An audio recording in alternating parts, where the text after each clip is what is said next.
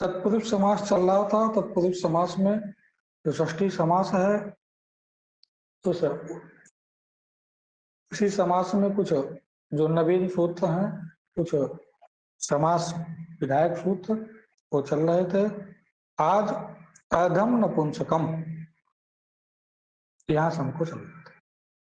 अर्धम नपुंसकम ये सूत्र है। यहाँ अर्धम नपुंसकम ये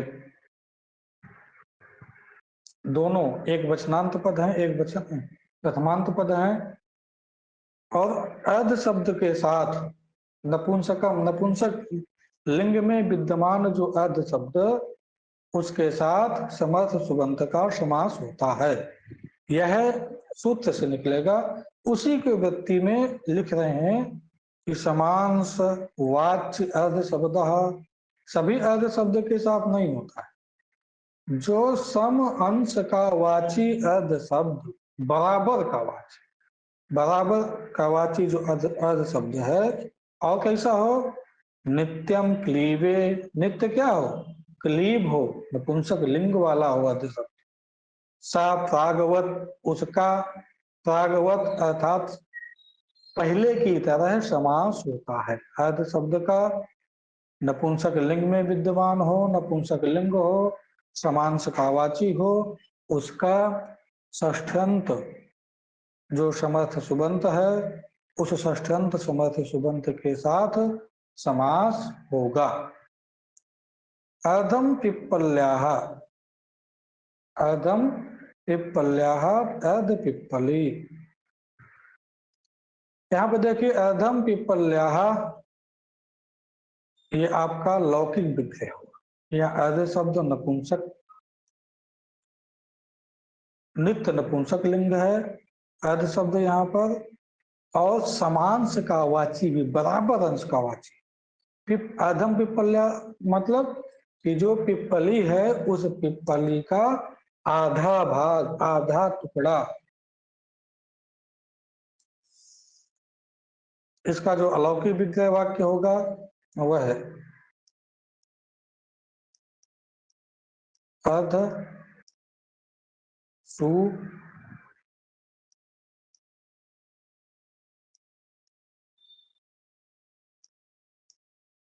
पिप्पली प्लस गस। यहाँ पर षष्ठी इस सूत्र के द्वारा समास की प्राप्ति होगी, क्योंकि पिप्पली गस से षष्ठ्यंत सुबंत है। उस षष्ठ्यंत सुबंत का अर्ध सु इसके साथ समास हो, लेकिन अर्धम नपुंसकम उसको बाध करके इस सूत्र के द्वारा समास हो। ये कहता है कि समांसवाची जो अर्ध शब्द, ये अर्ध शब्द सम अंश का वाची है, बराबर भाग का वाची है, और नित्य नपुंसक लिंग वाचक है। नित्य नपुंसक लिंग में अर्ध शब्द का प्रयोग होता है जो समांसवाची होता है। उसका षष्ठ्यंत समर्थ सुबंत जो हुआ पिप्पलीगस, उसके साथ क्या हो गया, समास हो गया। समासत्ता प्राप्ति संज्ञा विभक्ति का लोग। अब एक बात आप समझ लीजिए कि षष्ठी सूत्र के द्वारा यहाँ पे समास क्यों। जब हमको षष्ठ्यंत के साथ ही समास करना था तो षष्ठी सूत्र के द्वारा समास कर देते। तो षष्ठी सूत्र के द्वारा इसलिए नहीं समास कर सकते क्योंकि यदि षष्ठी सूत्र के द्वारा हमने समास किया तो यहाँ पर षष्ठी जो यह पद है, यह हो जाता प्रथमांत। निर्दिष्टम समास उपसर्जनम से पिप्पली की उपसर्जन संज्ञा होने लगती, और उपसर्जनम पूर्वम से पिप्पली का पहले प्रयोग होने लगता, तो पिप्पल्याधम ऐसे जो अनिष्ट प्रयोग है बनने लगता, जबकि हमको इष्ट था अर्ध पिप्पली, यह प्रयोग इष्ट था। इसलिए हमने एक नवीन सूत्र बनाया जिससे कि अर्ध शब्द का पूर्व निपात हो जाए। अर्ध शब्द का पूर्व निपात करने के लिए ही इस सूत्र से समास किया। समास हुआ समासत्व प्राप्ति संज्ञा विभक्ति का लोप, और अर्ध शब्द का पूर्व निपात हो गया। अर्ध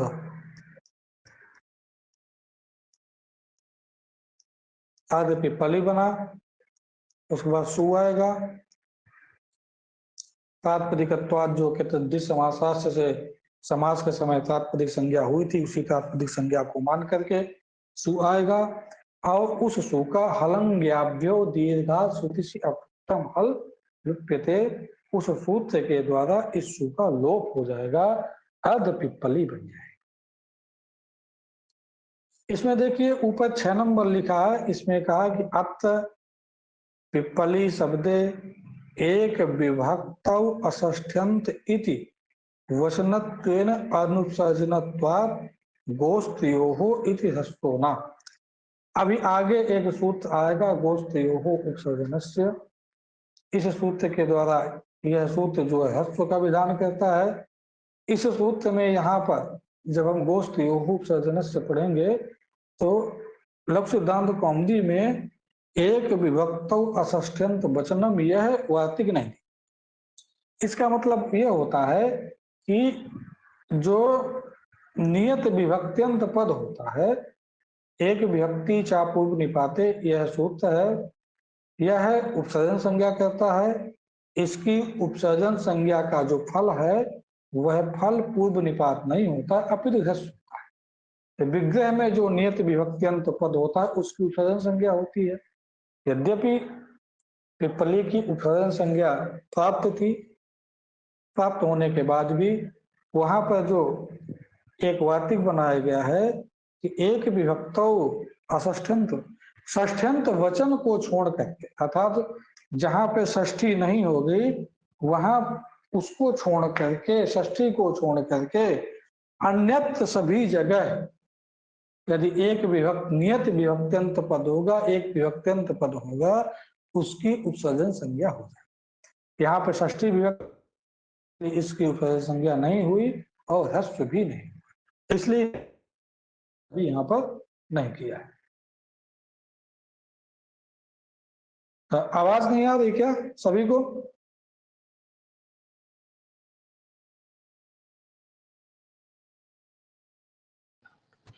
आ रही है भैया, आ रही है, ठीक। तो एक विभक्त षष्ठंत वचनम, ये लघु सिद्धांत कौमुदी में चर्चा नहीं किया इसका।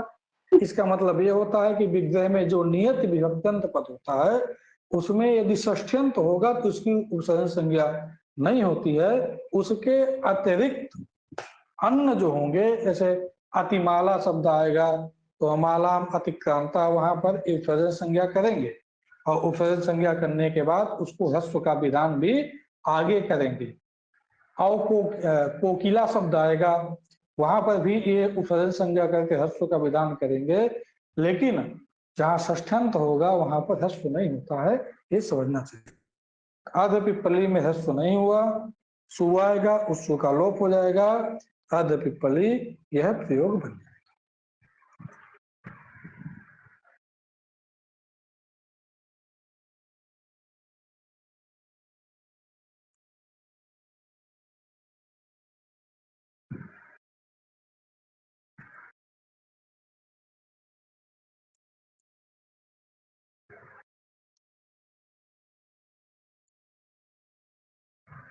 चलिए अब अग्रिम सूत्र है सप्तमी सौंडैहि।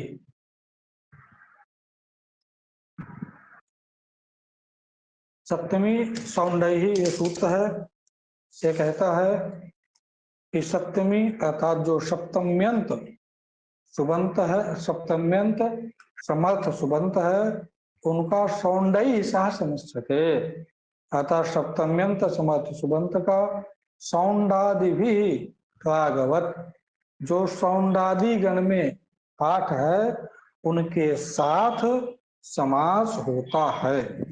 देखिए नीचे लिखा है कि सौंडादयो यथा, सौंडादि में जैसे सौंड हो गया, धूत हो गया, किता हो गया, व्याज, ये सब सौंडादिगण में इनका पाठ है।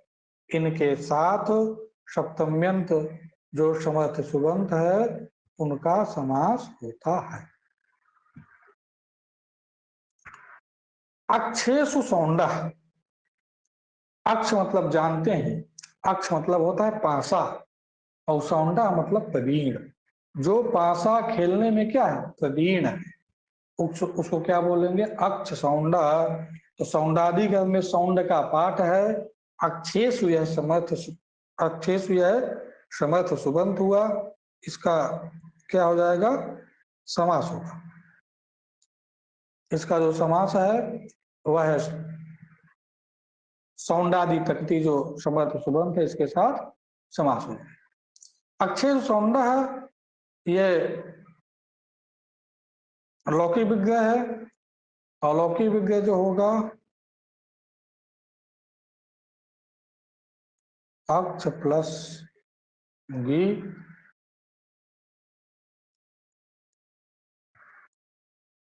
साउंड प्लस, ये इसका क्या हुआ, अलौकिक विग्रह। इसका ये सॉरी अलौकिक विग्रह, इसी अलौकिक विग्रह वाक्य में समास होगा। समास होगा, जानते हैं समास होने के बाद समासत्वात् तात्पर्यिक संज्ञा, तात्पर्यिकत्वात् जो विभक्ति है, नहीं अक्षेषु है कि यहाँ पर गी की जगह आप बहुवचन ले आइए, सुप लगेगा ना वहां पे। हाँ सुप कर दीजिए, हमने गी कर दिया था, अक्षय हो जाएगा, सुप हो जाएगा, गी और सुप, सुप हो जाएगा, बहुवचनांत लग जाएगा। यहाँ पर सप्तम्यंत समर्थ सुबंत हुआ, अक्ष शुभ हुआ, उसका जो सौंडादि गण में पढ़े गए जो शब्द सौंड हुआ उसके साथ समास हुआ। समासत्वात् प्रातिपदिक संज्ञा, प्रातिपदिकत्वात् विभक्ति सुप, और इस सु का क्या हो गया, लोप। सुप और सु का लोप हो जाएगा तो अक्ष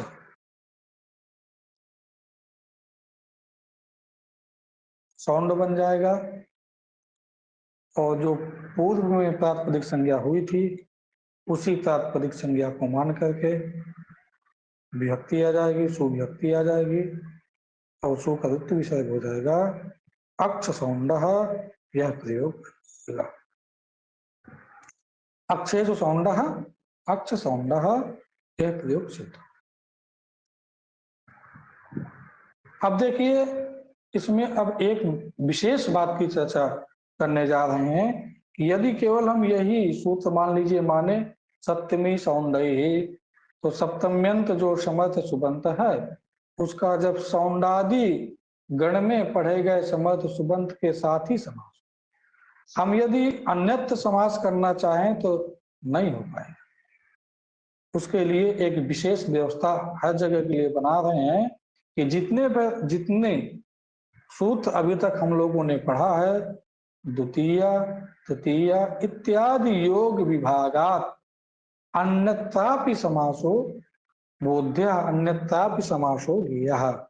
द्वितीय मतलब जो द्वितीय सिकातीत आया है उसको योग विभाग कर लीजिए, ये होगा, इसमें कुछ नहीं करना, द्वितीयांत जो समर्थ सुबंत होगा उसका समर्थ सुबंत के साथ समास होता है, कोई भी हो।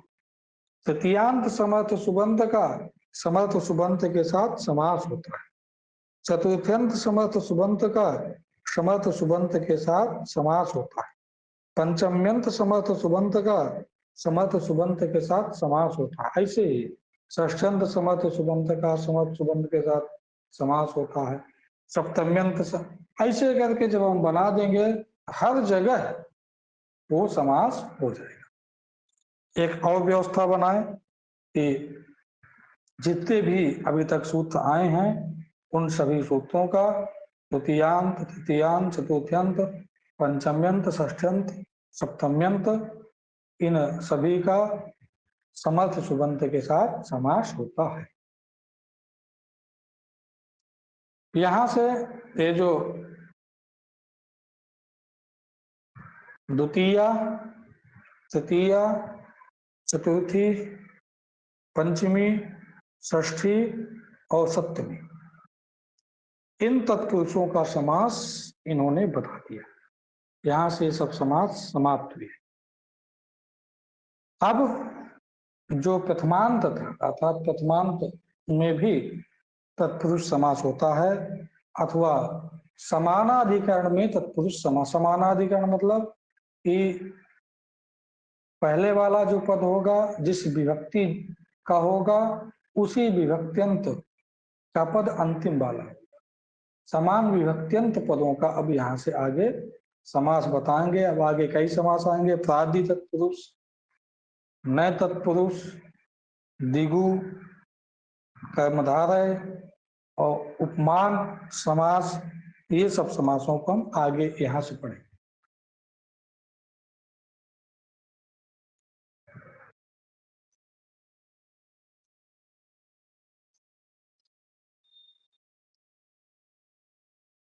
चलिए, उसका पहला सूत्र है दिक् संख्ये संज्ञायाम।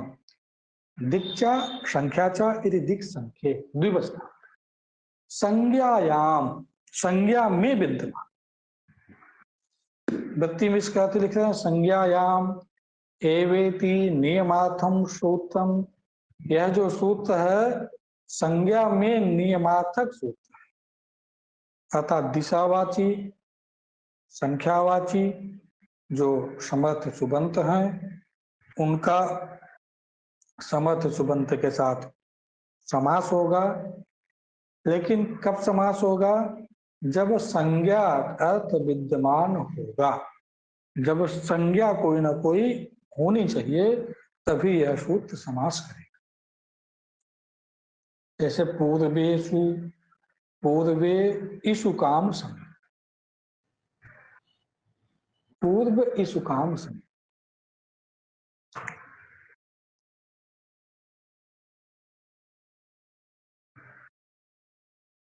देखिए, इन्होंने बताया इषु काम समी ग्राम विशेषः, इषु काम समी संज्ञा। यहाँ जो दिक्वाची और जो संख्यावाची समर्थ सुबंत होगा, उस समर्थ सुबंत का केवल समर्थ सुबंत के साथ क्या होगा? समास होगा। लेकिन वहां पे क्या गम्यमान होना चाहिए? वहां पर कोई ना कोई संज्ञा गम्यमान होनी चाहिए। यह पहले की संज्ञा है, पूर्वेषु काम समी, यह कोई ग्राम विशेष का नाम था।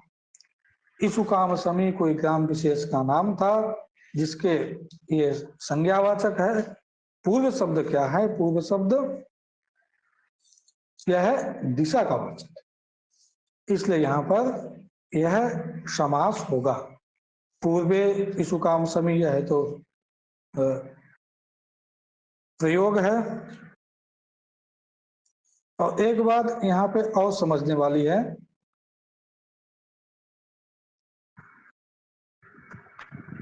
हेलो आवाज आ रही है? जी सर। चलिए, जहां पर कोई संज्ञा अर्थ गम्यमान होता है वहां पर हम समास विकल्प से नहीं कर सकते हैं, वहां पे समास नित्य समास हो गए समझ।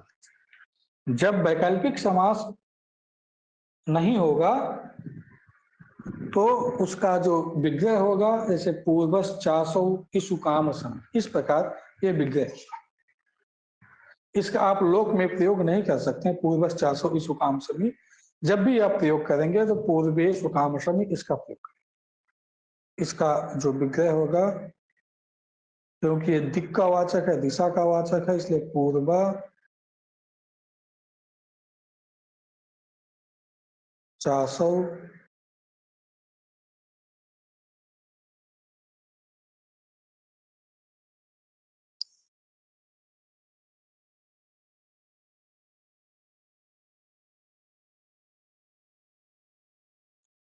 इस प्रकार का आपका यह लौकिक विग्रह होगा, पूर्वाचासो इषु काम समी। और इसका जो अलौकिक विग्रह होगा जहां हमको समास करना है वह पूर्वा सु और समानाधिकरण में समास होगा इषु आम समी प्लस सु। यह है अलौकिक विग्रह होगा, इसी विग्रह वाक्य में समास हो जाएगा। समासत्वात् प्राप्ति संज्ञा, प्रातिपदिकत्वात् इषु, इषु का क्या हो जाएगा? लोप हो जाएगा। तो क्या बन गया? पूर्वा इषु काम समी बन जाएगा।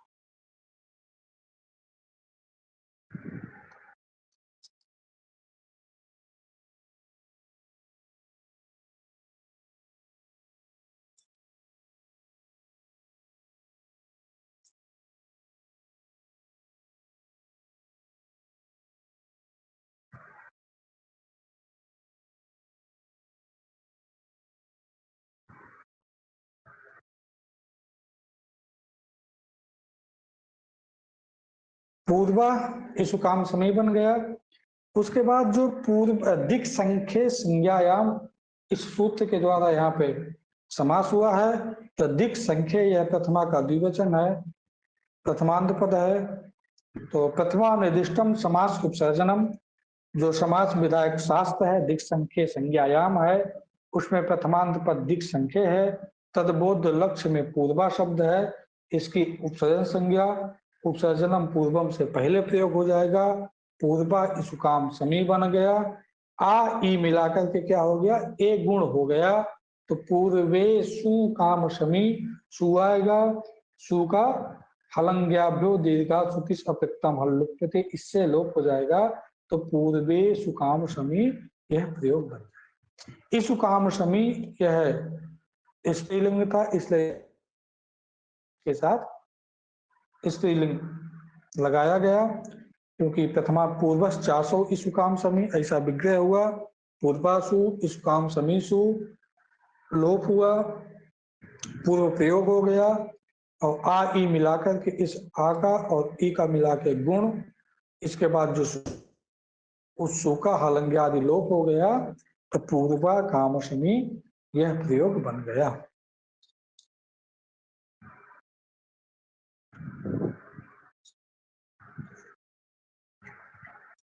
इसके बाद सप्तर्षयः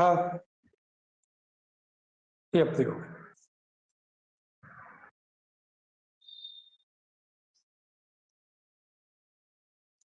सप्त च ते ऋषयः।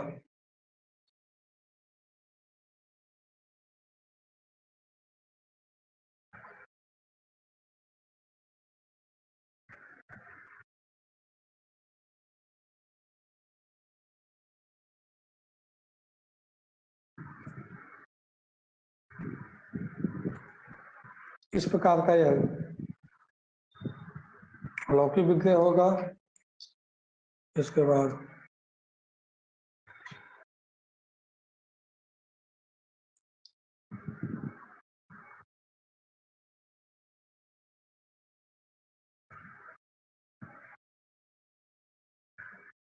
सप्तंजस ऋषिजस, यह अलौकिक विग्रह वाक्य होगा। दिक् संख्ये संज्ञायाम, ये जो सप्तर्षि है 7 ऋषियों का समूह है, ये सप्तर्षि जो है ये संज्ञा में, सब 7 ऋषियों की ये संज्ञा। तो संज्ञा होने के चलते दिक् संख्ये संज्ञायाम से क्या हो गया, समास हो गया। समासत्वात् तात्पर्य संज्ञा, जो विभक्ति है ये जस विभक्ति हो गई और इनका लोप हो गया। तो सप्तन ऋषि बन जाएगा।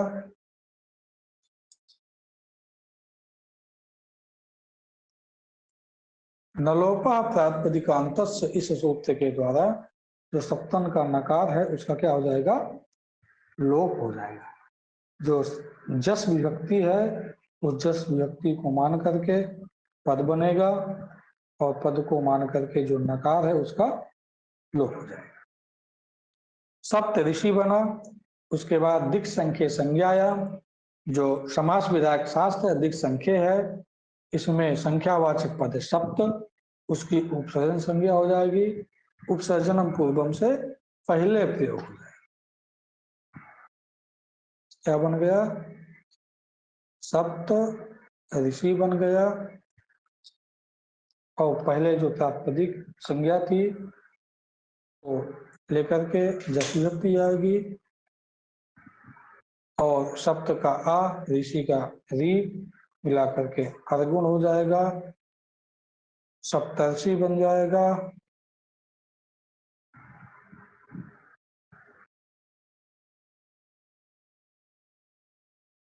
और जस आएगा, जस में अस बचेगा और गुण इत्यादि हो करके अयादेश हो करके सप्तर्षयः यह प्रयोग सिद्ध हो जाएगा।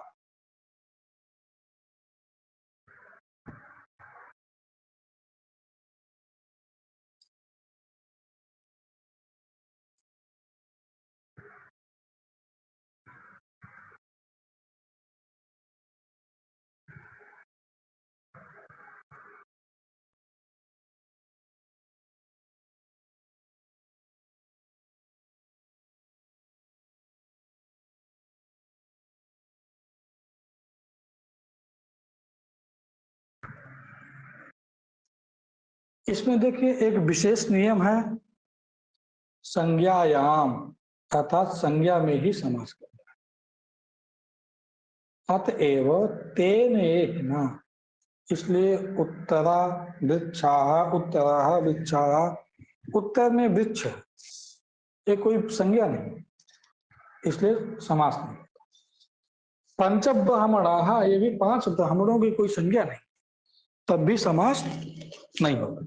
अच्छा आप लोग बताइए कि पंच ब्राह्मणाः, हम यदि इसका समास भी करते हैं इसका, तो केवल जो हम लिखेंगे, लिखने में केवल ये हो जाएगा।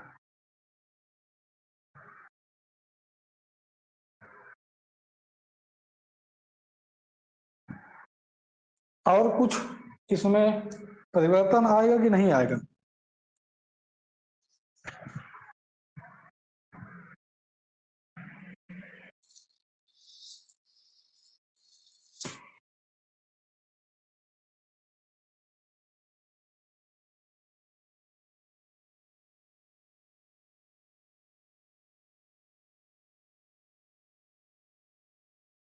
देखिए संख्यावाचक जो शब्द होते हैं उनका जब भी आप समास करेंगे तो जब संज्ञा विद्यमान रहेगी तभी समास होगा, ये आपको दिमाग में बैठा लेना। ऐसे 5 बालकों को फल दो, तो आप पंच बालकेभ्यः ऐसा नहीं बना सकते, क्योंकि 5 बालक कोई संज्ञावाचक शब्द नहीं, इसलिए 5 का बालक के साथ समास हो ही नहीं सकता। पंचभ्यः बालकेभ्यः ऐसे प्रयोग बनेंगे। अन्यत्र जहां का पर हो भी, सकता है जी बोले सर, यहाँ पे त्रिमुनि का हो सकता है, जैसे 3 मुनि जो है वो प्रसिद्ध हैं, पाणिनि, जहां पर पतंजलि भी और संज्ञा, कात्यायन, तो यहाँ पर हो सकता है ना? हाँ यहाँ पे हो सकता है। त्रिमुनि, जो चीज संज्ञा है, जो शास्त्रों में संज्ञा दी गई है, जिसकी प्रसिद्धि है उसका समास होगा, जिसकी प्रसिद्धि नहीं है उसका संख्यावाचक शब्दों के साथ समास नहीं होगा, ये ध्यान दीजिएगा। अनुवाद बनाने में बहुत सारी गलती हो जाती है, लोग पंच लगा देते हैं, जैसे कि सप्तशया कर दिए, समास कर दिया, हमने विभक्ति का लोप कर दिया, लेकिन समास तो किसी से होना ही नहीं, प्राप्त ही नहीं। जैसे एक शब्द है, एक प्रथमा अभ्यासा, एका अभ्यासा, एका अभ्यासा नहीं बनेगा, एका संख्यावाचक है तो एका अलग लिखा जाएगा, अभ्यासा अलग लिखा जाएगा, तो ऐसे इनमें समास नहीं हो सकता है, ये हम ध्यान। आज का पाठ अब यहीं तक रखते हैं, कल जो आगे वाला पाठ है तद्धितार्थोत्तर पद समाहारे च, इसी सूत्र से हम आगे जो द्विगु समास है उसमें भी हम लोग प्रवेश करेंगे।